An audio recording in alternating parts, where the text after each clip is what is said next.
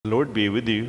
And with your A reading spirit. from the Holy Gospel according to Saint Luke.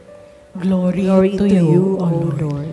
Jesus said to his disciples, "To you who hear I say, love your enemies, do good to those who hate you, bless those who curse you, pray for those who mistreat you. To the person who strikes you on the one cheek, offer the other as well. And from the person who takes your cloth, do not withhold even your tunic. Give to everyone who asks of you, and from the one who takes what is yours, do not demand it back. Do to others as you would have them do to you. For if you love those who love you, what credit is that to you? Even sinners love those who love them. And if you do good to those who do good to you, what credit is that to you? Even sinners do the same. If you lend money to those from whom you can expect repayment, what credit is that to you? Even sinners lend to sinners. Let them and get back what the same amount. But rather, love your enemies and do good to them. Lend expecting nothing back. When your reward will be great, and you will be children of the Most High.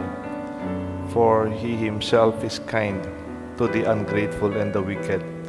Be merciful as your Father also is merciful. Stop judging and you will not be judged. Stop condemning and you will not be condemned. Forgive and you will be forgiven. Give and gifts will be given to you. A good measure packed together, shaken down and overflowing, will be poured into your lap. For the measure with which you measure will in turn be measured out to you. The Gospel of the Lord. Praise to you, Lord Jesus Christ. In the name of the Father, the Son, the Holy Spirit. Amen. Kablas. This is Kapampangan 101. Kablas. Back. Kablas. It means echo.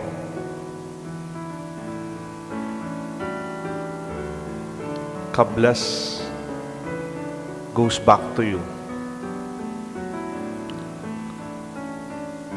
Kung anong sinigaw mo, babalik sa'yo. I don't know kung ati kaya kablas, tingin ako kaya na. Hoy! Hoy! Hoy! Hoy! Hoy! Hoy! Kablas, di ba? Kumusta? Kumusta? Kumusta? Kumusta? Kumusta? Yan. Pangit! Ka. Di ba? Parang ganun.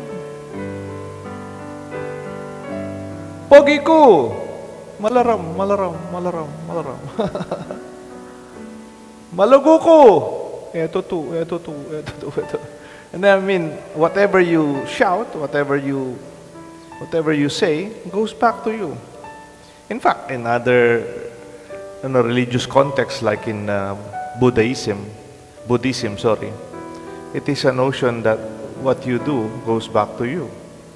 Not only the echo kablas, that what you say or shout will come back, even your action. They call it naman karma. Karma. Like flooding. Sorry. Marami nang cause yung flooding ngayon. Pero yung una, nagpa-flood because yung basurang tinatapon natin goes back to you. May commercial na ganun eh. Ang tinapon mong basura ay ang basurang babalik sa'yo. Nagbaha, bumalik ang basurang tinapon niya.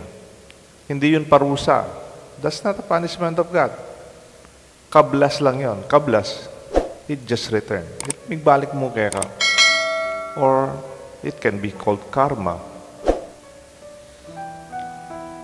Our God is not happy when we suffer. And yan po mamarusa in Diyos basta-basta. This is the basic principle of life. As the Gospel will tell us, mercy begets mercy. Generosity begets generosity. Goodness begets goodness. Nung mayap ka, datangin kayapan kaya ka. Nung mapamiyaya ka, maging lang mapamiyaya din tao. Goodness, kayapan, magbaliking kayapan. Kablas, it goes back. Ako man, wala ako naman po. Patang generous ka, kaya ka makwenta. Kaya ka masyadong maselan. Hindi kaya ka maging mayan.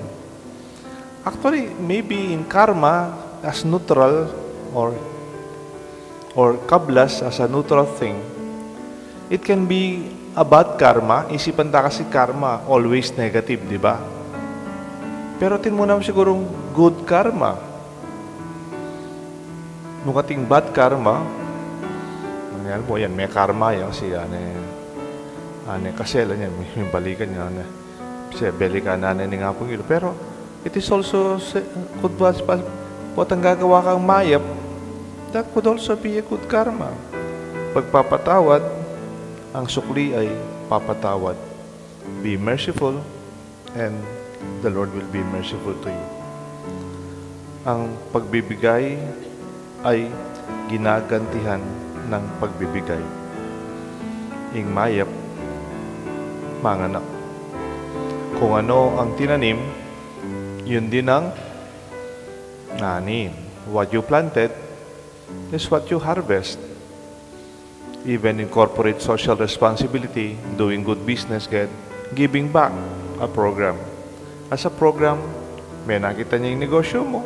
Giving back is babalik mo, susubli mo, pasalamat ka to the community who's helped you, who supported you, who prayed for you, who worked for you. Giving back. Sometimes these principles are not followed. Example, potang niya pumitutok lang itang kablas or karma.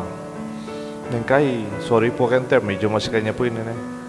Walang utang na loob. Dahil hindi sinusuklian ng grasya, pagbibigay at pagpapatawad. Wala siyang utang na loob. Dati, nagpapatulog siya. Ngayon, may maswerte na siya. Hindi siya marunong tumanaw ng utang na loob at makatulong sa iba. Kailangan di tayo nakakalimot. We should always remember. Halimbawa, yung ating misa. Ang ating misa, ang tawag sa misa noon, memoriam. Memoriam. It is a prayer na emangalingwan. Etamo kakalingwan. Magana ka. It is good-willed. Magana ka atang kagana ka ng tao ngayon. In Kapampangan, magana ka, hindi lang yung nagbibigay. Hindi lang yung generous. Magana ka is somebody who do not forget. Saan po galing yung word na magana ka? From the word, gana ka. Gana ka. Yung you do not remember, you do not forget. Ingratio, in disgrateful, without grace, magana ka. Somebody who would not be good enough. To be merciful, not to God, but to our fellow. Pwede mo pong maging mayap. Magana ka, karang ka para tao. Tamo susuklian maroking marok. Kanya sabi natin, we must be instrument. Ang naging gospel, love your enemies. Kasakit naman ita. Luguran mo yung kalaban mo. Nyaping kalaban mo, may kaluguran. But the key there is, mo susuklian itang gagawan da. Kasi you are not like them. Dapat kahit mo maggrasya, gracioso, gracious, grateful. Nilagyo ko po, Deo, grasya sada, salamat kay Diyos. Magana ka. The word is gana ka. Memory, somebody remembers. Kagana ka ng pisang ko, pintala na ako pa mo, masakit ko. And nakalingwan.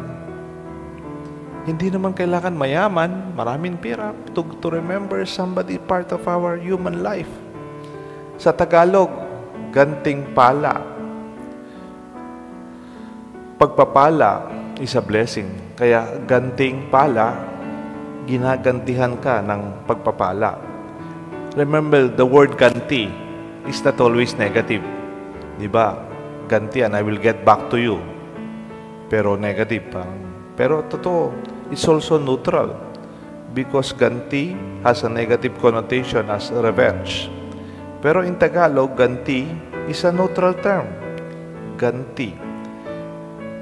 Nagbalik lang sa iyo. It just goes back to you. Diba? Meron ba tayong panatang makabayan ba yan? Bilang ganti,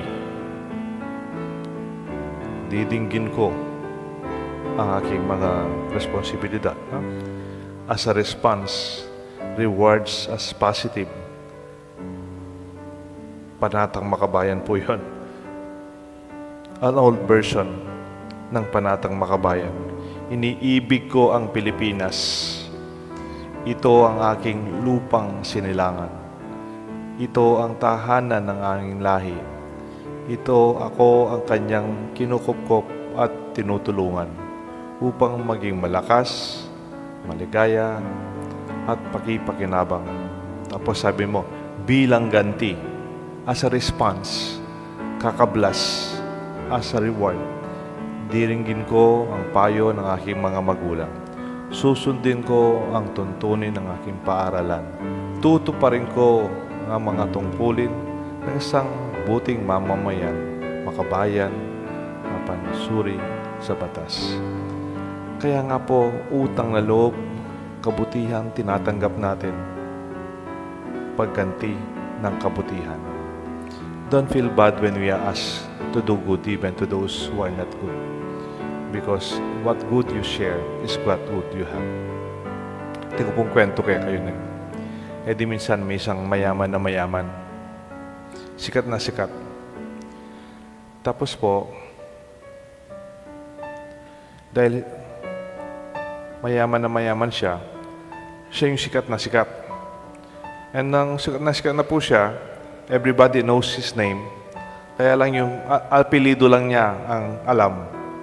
Halimbawa ako, Galang. Dison. Yan. Diba? Pilido, alam niyo yung pilido. Pineda. Kilala. Pero yung first name niya, hindi siya kilala. Tapos, kasi siya yung negatively yung kilala sa kanya. Kasi, dahil sa galing niya, bilang chemist, inventor, and industrialist, siya yung nag-invento ng dynamite. Alam niyo po yung dynamite? Papakbong.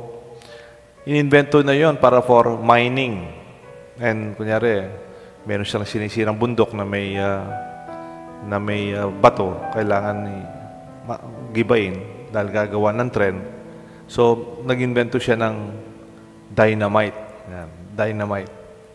For construction, for building, because you have to destroy something. So, yung dynamite, this is not for war.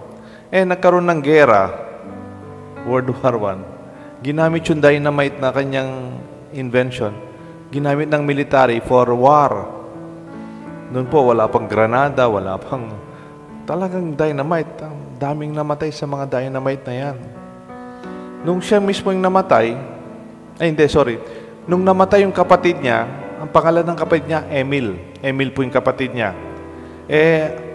Parehong apelido, kaapelido niya. Wala nung panahon, dahil Swiss siya, no? Sa London, hindi naman siya kilala personally.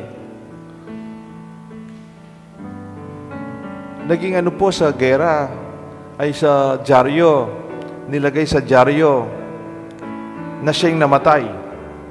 Yung namatay, kapatid niya.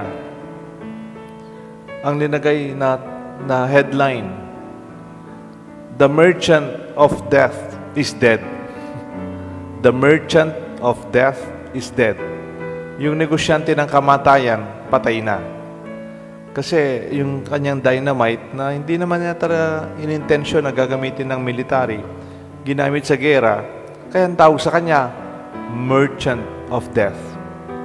Tapos sabi niya, pag namatay pala ako, ganyan lang pala ko makikilala. That it will be my memory, a merchant of death. Kasi yun yung front page eh. Hindi naman siya yung namatay. Yung namatay kapatid niya, akala niya namatay. Kaya binago niya po yung buhay niya.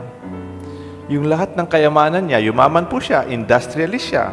Siyempre, binabayaran siya sa kanyang invention. Alam niyo po, inipon niya lahat yung pera niya at nung namatay siya, pinamanan niya sa isang foundation.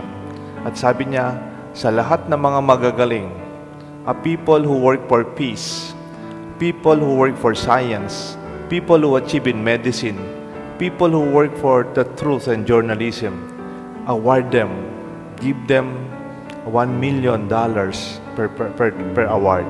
Gumawa po siya ng foundation.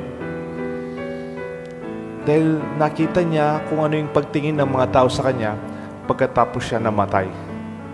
Ganyan, ayoko maalala na ako ay negosyante ng kamatayan. Alam mo pangalan po niya? Alfred Nobel. Kaya narinig niyo po yung Nobel Peace Prize, Peace Award. Now we don't remember him as a merchant of death, but Nobel Peace Award until now. Dito yata sa Pilipinas may isang journalist na given Nobel Award, outstanding for working for truth and journalism. They are recognized by the name Nobel awardee. My dear friends, how we live our life will reflect how we will also die.